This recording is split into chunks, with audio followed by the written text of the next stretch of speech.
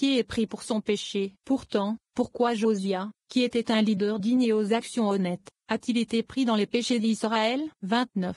Et il répond, ceci est arrivé parce qu'il n'a pas cru Jérémie, et n'a pas recommandé à Israël de se repentir, car il pensait qu'ils étaient tous aussi justes que lui. Yirmeya lui en a parlé, mais il ne l'a pas cru et a donc été pris dans leurs péchés. De plus, la lune, Malkout, avait alors la lumière la plus faible, et était sur le point d'être complètement bloquée, car il s'agit de la destruction du temple.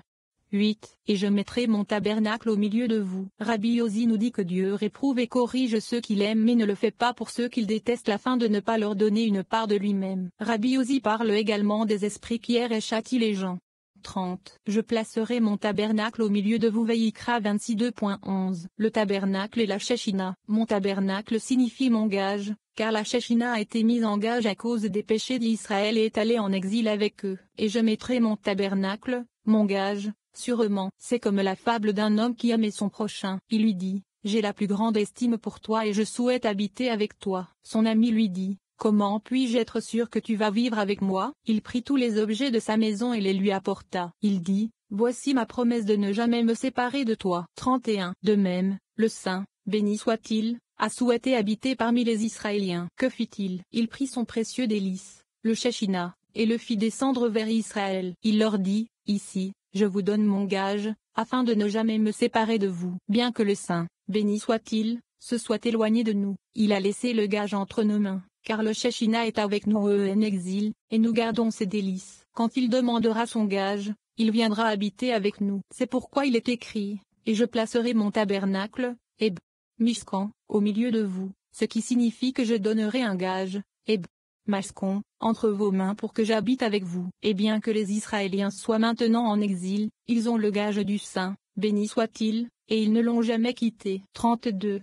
Et mon esprit ne vous aura pas en horreur ibidem. Ceci est comparé à un homme qui aimait son ami et souhaitait demeurer avec lui. Que fait-il? Il prit son propre lit, l'apporta dans sa maison et dit, voici mon lit dans ta maison, afin que je ne m'éloigne pas de toi, de ton lit et de tes biens. C'est ainsi que le Saint, béni soit-il, a dit. Je mettrai ma tente au milieu de toi, et mon âme n'aura pas horreur de toi. Voici mon lit, le Shechina, dans ta maison. Maintenant que mon lit est avec vous, sachez que je ne serai pas séparé de vous. C'est pourquoi, et mon âme ne vous aura pas en horreur, je ne me séparerai pas de vous.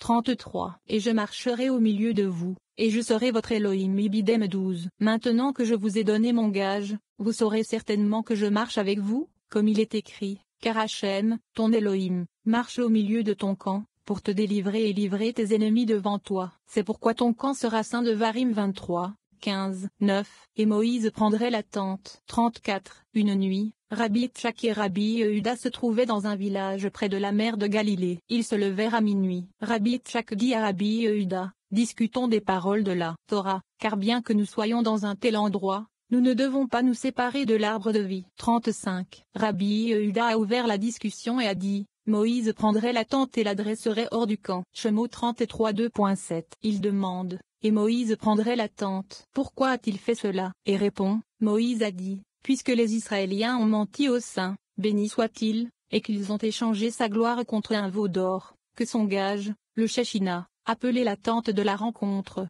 soit entre les mains d'un administrateur jusqu'à ce que nous sachions avec qui le gage doit rester.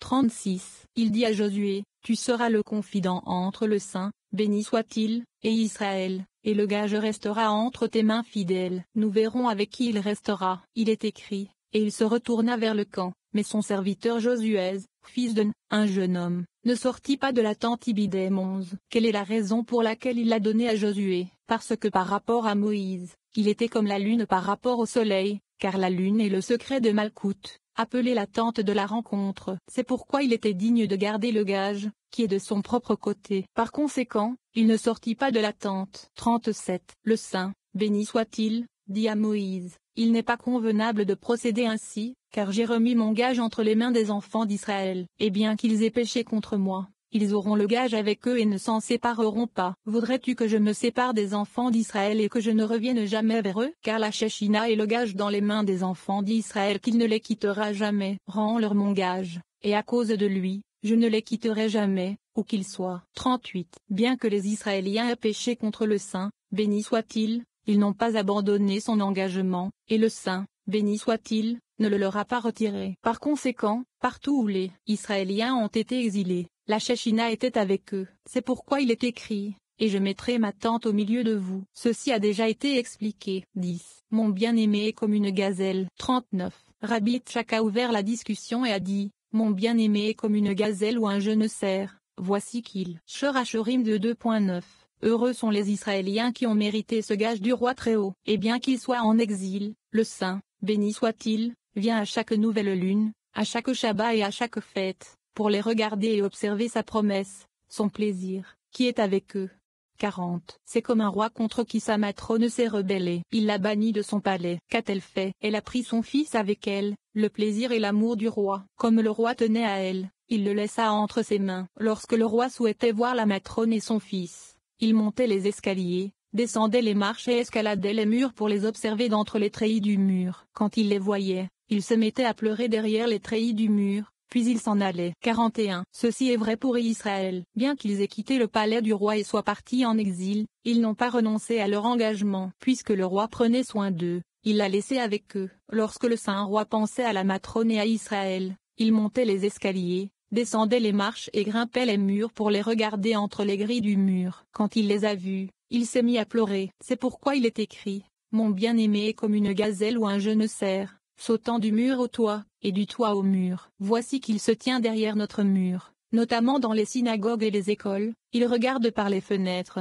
car une synagogue doit avoir des fenêtres, il regarde à travers le treillis ibidem, pour les observer et les voir. Les Israéliens devraient donc se réjouir le jour où ils le sauront et dire, voici le jour qu'Hachem a fait, nous nous réjouirons et nous nous réjouirons en lui. Tesilim 118 2.24.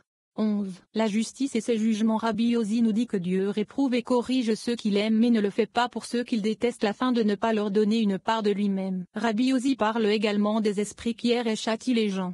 42. Et si vous méprisez mes lois, Vayikra 26 2.15. Rabbi Yossi a ouvert la discussion avec le verset, mon fils, ne méprise pas le châtiment d'Hachem, et ne te lasse pas de sa correction. Michelet 3h11. Les Israéliens sont tellement aimés du Saint, béni soit-il, qu'il a souhaité les châtier et les conduire sur le vrai chemin, comme un père a pitié de son enfant. Dans son amour pour eux, son bâton est toujours dans sa main, pour les conduire sur le vrai chemin afin qu'ils ne tournent ni à droite ni à gauche. C'est pourquoi il est écrit, car Hachem réprimande celui qu'il aime, comme un père le fils dont il se réjouit. Bidem 12. Le Saint, béni soit-il, s'abstient de réprimander celui qu'il n'aime pas mais déteste, et il éloigne le bâton de lui. 43. Il est écrit, je t'ai aimé, dit Hachem Malachi. 2. Et dans son amour, le bâton est toujours dans sa main pour nous guider. Apostrophe et moi, j'ai haï Ésaü apostrophe Ibidem 3, et c'est pourquoi j'ai éloigné de lui le bâton, j'ai éloigné de lui la réprimande, afin de ne pas lui donner une part en moi,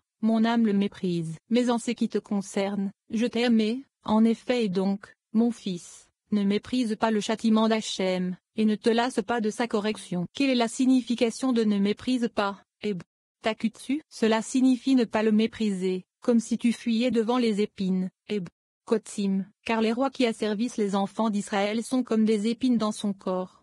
44. Venez et voyez, lorsque la justice, Malkout du côté du jugement, est réveillée avec ses jugements, plusieurs aspects d'esprit sont réveillés à droite et à gauche, et de nombreux bâtons sortent. Certains sont des bâtons de feu, d'autres des bâtons de charbon et d'autres encore des bâtons de flamme. Ils sortent tous, se réveillent dans le monde, et frappent les gens. Sous eux se trouvent d'autres chefs nuisibles. 40-1. Ils errent, descendent et frappent, puis remontent, obtiennent la permission et entrent dans un trou du grand abîme. Ils se peignent et montent, et un feu brûlant se joint à eux. Ils sortent, comme des charbons ardents, et errent et descendent pour être parmi les hommes, comme il est écrit, alors je vous punirai. Davantage Vayikra 26 2.18, j'ajouterai davantage à la punition des procureurs. 12. Cette fois pour vos péchés, nous apprenons que Dieu ne donnera au monde que le jugement qu'il peut supporter. S'il avait puni le monde en fonction de ses péchés, le monde n'aurait jamais survécu. Rabbi Shimon parle de la fille de Seth, de l'année sabbatique et du puits de Seth. Ces choses font allusion à une libération où le jugement est exécuté et où chacun est libéré. Rabbi Abba dit que Dieu a averti à plusieurs reprises les Israéliens de leurs péchés, mais qu'ils ne se sont pas repentis et qu'il les a envoyés en exil. Cependant, il ne les a pas envoyés seuls, mais il a envoyé Seth, Malkout, avec eux. 45. Il est dit à ce sujet, je ne maudirai plus le sol à cause de l'homme. Bereshit 8h21. Quelle est la signification de je ne maudirai plus le sol? Cela signifie qu'il ne donnera plus de jugement au procureur pour détruire le monde, mais seulement ce que le monde peut supporter. Il est donc écrit, alors je ne te punirai plus. Vaïkra 26:2.8. Il donnera certainement plus, autant que le monde peut le supporter. 46. Pourquoi donnerait-il plus? Pour te punir cette fois pour tes péchés. Ibidem. Il demande, cette fois, si le saint, béni soit-il, avait perçu son dû, c'est-à-dire s'il avait été puni en fonction du péché, le monde n'aurait pas pu le supporter un seul instant, comme il est écrit, si toi, Yah, tu marquais les iniquités, Hachem, qui pourrait tenir? Télim 132.3. Pourtant, vous dites, cette fois pour vos péchés. 47. Et il répond, ce que le verset nous enseigne 17 fois, c'est ceci. Voici que 7 est devant toi. Qui est-elle? Elle est l'année sabbatique, Li.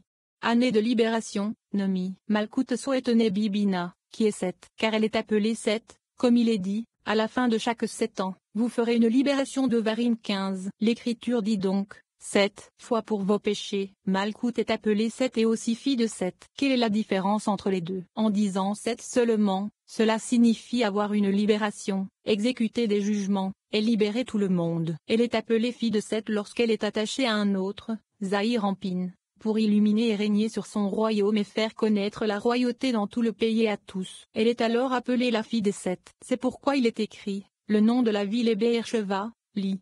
Puis des 7.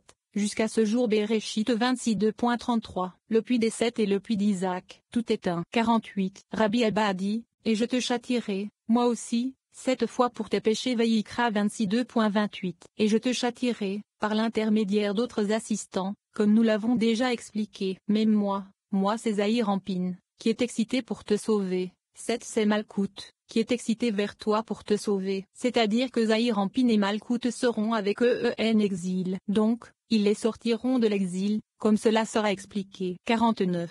Venez et regardez, le Saint, béni soit-il, porte un amour sublime pour Israël. C'est comme un roi qui avait un fils unique qui péchait constamment contre lui. Un jour, alors qu'il péchait contre le roi, celui-ci lui dit, je t'ai déjà abattu, mais tu n'as pas appris. Désormais, tu verras ce que je vais te faire. Si je te chasse du pays, si je t'expulse du royaume, des ours sauvages, des loups sauvages ou des assassins pourraient t'attaquer et te tuer. Que dois-je faire? Nous quitterons tous les deux le pays. 50. De même, les mots même moi signifient que moi et toi, nous quitterons le pays, c'est-à-dire que nous nous mettrons en exil. C'est ce que le Saint, béni soit-il, a dit à Israël, je vous ai averti, mais vous n'avez pas prêté l'oreille. J'ai fait venir sur vous des guerriers et des anges de la destruction pour vous battre, mais vous n'avez pas écouté. Si je vous chasse du pays par vos propres moyens, je crains que les ours et les loups ne vous attaquent et ne vous tuent. Que vous ferai-je alors? Toi et moi, nous quitterons le pays et nous irons en exil. C'est le sens des je vous châtierai, nous irons en exil. Tu diras que je te quitterai, mais moi aussi, je suis avec toi. 7 fois pour vos péchés, c'est-à-dire que 7, Malkout, seront déportés avec vous. Pour quelle raison? Pour vos péchés. 13. Rabbi Abba dit que Dieu est avec les Israéliens, même dans leur exil, et qu'à la fin de leur exil, il reviendra avec eux. 51. C'est le sens de pour tes transgressions, ta mère a été répudiée. Yeshaïa 50. Le Saint, béni soit-il, dit, c'est toi qui as fait en sorte que toi et moi n'habitions pas dans le pays. Voici la matrone qui quitte le palais avec vous. Observez tout en ruine, mon palais et le vôtre, en ruine. Car le palais n'est pas digne d'un roi, sauf quand il y entre avec la matrone, Malkout. Le roi ne se réjouit donc que lorsqu'il entre dans le palais de la matrone, puisqu'elle est avec ses enfants dans le palais. Tous peuvent alors se réjouir. Maintenant que le fils et la matrone ne sont pas là, mon palais est en ruine, que vais-je faire? Je vais aller avec vous. Et maintenant, bien que les Israéliens soient en exil, le Saint, béni soit-il, est avec eux et ne les quitte pas. Lorsque les Israéliens seront libérés de l'exil, le Saint, béni soit-il, reviendra avec eux, comme il est écrit, Hachem, ton Elohim, transformera ta captivité. Devarim 32.3. En effet, Hachem votre Elohim transformera, le Saint, béni soit-il, reviendra. Nous l'avons déjà expliqué. 14. Voici les paroles de l'Alliance. Rabbi Yosi dit à Rabbi Shia que les malédictions du livre de Vaïkra ont été dites par Gvura et celles de Devarim ont été dites par Moïse lui-même, et pourtant les deux étaient les paroles de l'Alliance car le bien et le mal en dépendent. Le juste et le juste ensemble sont appelés l'Alliance. Ainsi, Se souvenir et garder sont également liés, l'un le jour et l'autre la nuit. Rabbi Shia est d'accord et dit que le Shabbat est appelé une alliance. Il parle de la promesse de Dieu de donner la paix dans le pays. Rabbi Shia